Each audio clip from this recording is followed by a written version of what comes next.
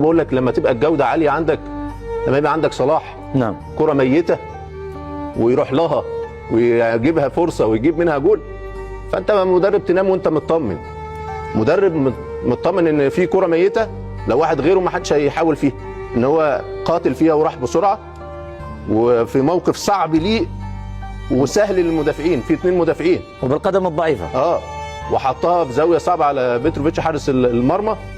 فبالظبط المدرب ما تقلقش، لان هجوميا اللعيبه دول هيجيبوا 100 جول، ال5 اللي قدام دول بتوع ليفربول هيجيبوا 100 جول في الموسم. لان عندك صلاح، عندك ايكيتيكي، عندك فيرتز لما يفوق، وعندك ايزاك لما يجي، فاعتقد ان هي امكانيات كبيره. وزي ما قلت لك يا طارق، الكره امكانيات وجوده، والله لو انت مين، لو مدرب ايه وعندك جوده عاليه هيعلوك، انما لو جوده قليله هيغرقوك.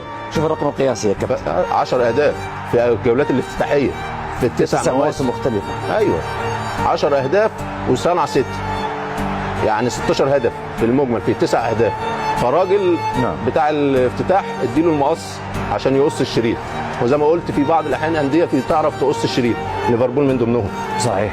فاعتقد ان المباراه هجوميا تطمنك، انما دفاعيا يا سلوت هتشرب ازايز ميه كتير قوي، وهتغير الجواكت بتاعتك قوي. دلوقتي بدات تلبس بدل، كنت بتلبس تيشيرتات عادي، انما ما علينا. فبدايه مبشره